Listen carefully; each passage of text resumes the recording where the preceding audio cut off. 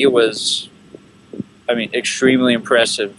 For February 25th to hear the ball crack the mitt the way it did, to see the vicious movement he had on his pitches, at this point in time. And, everybody who watched him, even the big leaguers, were just absolutely wowed and absolutely floored by him.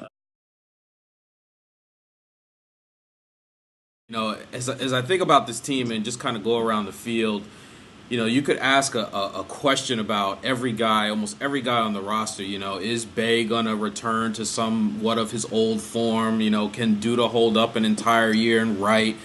Murphy at second, Tejada at short, Davis going to be healthy. I mean, from your standpoint, are there any guys that stand out that you're kind of just keying in on and watching and see how they do coming into spring training and early in the year?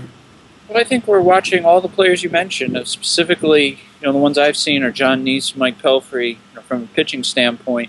Mike Davis appears to have no problems. Daniel Murphy appears to have no problems. So I would expect whatever a realistic expectation is from them, because they're healthy.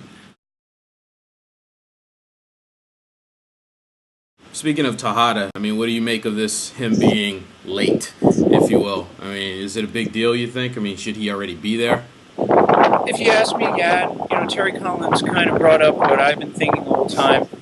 It's important to get to make Daniel Murphy as comfortable as possible at second base. Mm-hmm. And part of that is ensuring his double play partner is there, his partner in crime, so to speak, is there on the field. And Daniel Murphy's been here for 2-3 weeks already, and Ruben Tejada isn't. Now, is it going to be an issue after tomorrow? No. Terry Collins said he's going to take care of it first thing in the morning, and that's going to be the end of it. He's not going to yell at him, but he's going to give him the message that, there's a certain way of doing things here.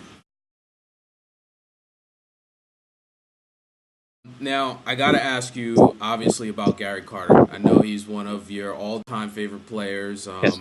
And obviously, everyone's sad with the loss of Carter. Where were you when you heard the news? I was actually on a plane. Oh, wow. Okay. I had texted Matt that night, and I said, I really wish I could take care of it, but my flight's about to take off, and but I was able to sign on, while I was on the plane, and I was just. I mean, I think you could tell by the tweets I sent out and, some of the memorabilia that I posted. I mean, he meant a lot to me, as far as, forget playing, just in my general interest in baseball. Right. And, I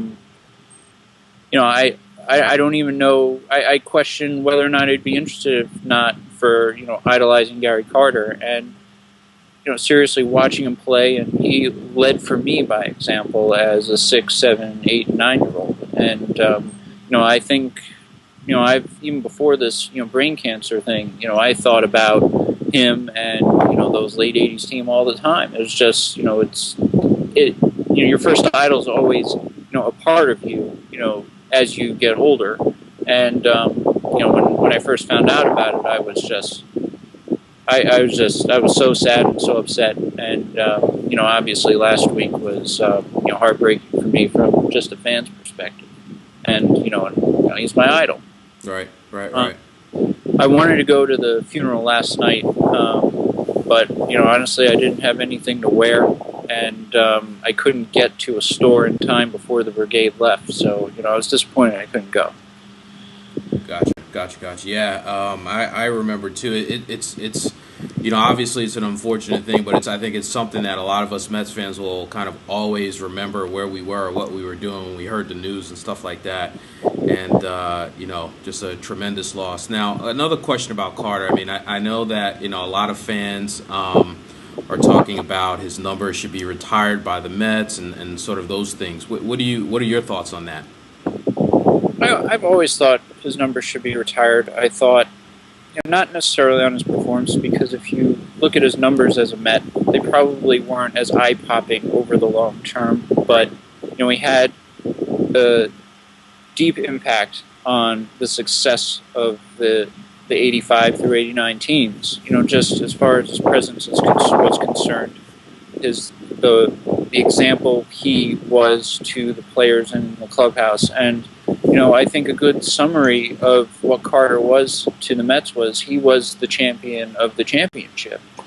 I know Keith Hernandez played a huge role, Wally Backman, Lenny Dykstra, all those guys, but Gary Carter is the one who got it started in Game 6, and I know Wally Backman's talked and Tim Tuffle have talked a lot about that was if it was anyone else, they don't know if he would if they would have gotten that rally started, and I think his impact on the organization, throughout in their history, is notable. And I think if his number were retired, people would look out on that left field wall and truly reflect on those times in that way. Again, not necessarily with his performance, especially late in his Mets career, but just his overall stamp on the organization. And I think that's part of the significance of retiring numbers. Right. Yeah. No, I definitely agree with you on that.